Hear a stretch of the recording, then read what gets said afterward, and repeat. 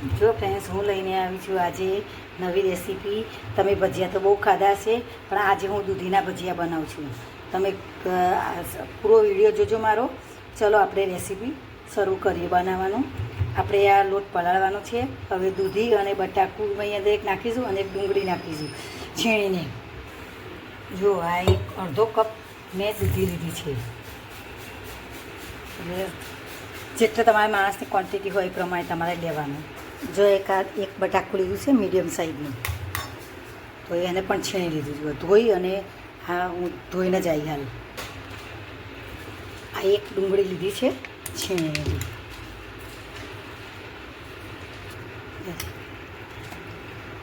2 ચમચા સોજી નાખવાનો. આપણો સોજી ઝીણો છે એટલે વાંધો ના આવે. જાડો હોય તો થોડુંક વધારે વાર પલાળવા દેવું પડે. એટલે મેં ઝીણો છે એટલે મેં અત્યારે હાલ પલાળી 10 મિનિટ રવા દઈને પછી આપણે ભજીયા ઉતારીએ. આપણે હવે મસાલા કરીએ. 1 ચમચી ધાણા જીરું પાવડર, 1 ચમચી લાલ મરચું પાવડર, અડધી ચમચી હળદર, અડધી ચમચી મરી પાવડર. આપણે લીલા મરચાં, લસણ, કોથમીર બધું ભેગું કરેલું છે એ બધું નાખી દઈએ. હવે મીઠું સ્વાદ અનુસાર નાખી દેવાનું. વધારે ના પડી જાય તેનું ધ્યાન રાખવાનું. પછી કસૂરી મેથી આટલી મસળીને નાખી દેવાની. આપણે બધું મિક્સ કરી અને હવે આપણે રેસ્ટ આપીએ. 10-15 મિનિટનો રેસ્ટ આપી દેવાનો. એટલે આપણી સોજી પણ ફૂલી જાય અને મસાલો પણ બધો અંદર એક સરસ થઈ જાય. એક રીતે જો 1 પિંચ જેટલું આમ કરીને આમ ચપટી લઈને સોડા નાખ્યા છે અને એક સેજ સાધારણ પાણી નાખવાનું અને આપણો એક્ટિવેટ કરી દેવાનું.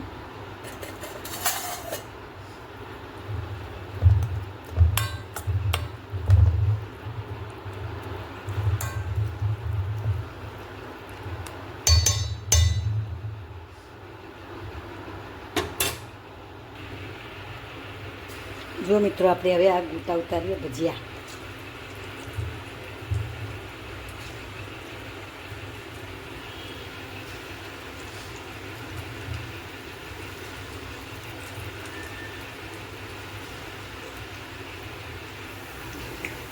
જો ફ્રેન્ડ્સ, આપણે આ મરચાં પણ નાખી દીધા એટલે મરચાં પણ અંદર તરી જઈએ. જો ફ્રેન્ડ્સ, આપણા ભજીયા તૈયાર થઈ ગયા છે. જુઓ, મરચાં સાથે મેં સર્વ કર્યા છે. એટલા મસ્ત પોચા થયા છે ને. જુઓ, પોચા છે બધા મસ્ત. તમે પણ આ રીતે બનાવજો. અને દૂધી છે એટલે બહુ અંદરમાં એ જરૂર ના પડે કસાની. પોચા થાય. દૂધી, બટાકું ને ડુંગળી તળે છે. પછી કસૂરી મેથી થોડીક ઉપર નાખી છે. બધું મિક્સ કર્યું છે એટલે મિક્સમાં મસ્ત લાગે છે. ભજીયા બહુ જ સરસ ટેસ્ટી બન્યા છે. તમે પણ આ રીતે બનાવજો. બધાને ખૂબ જ ભાવશે. અને મારી રીતથી બનાવશો તો તમને ખૂબ જ સરસ લાગશે. અને રીત પણ એટલી સહેલી છે, સરળ રીતથી બની જાય છે. તમે પણ આ રીતે બનાવજો. મારી ચેનલને લાઈક કરજો, સબસ્ક્રાઈબ કરજો. થેન્ક યુ, આભાર. ફરી મળીએ બીજી વિડીયોમાં.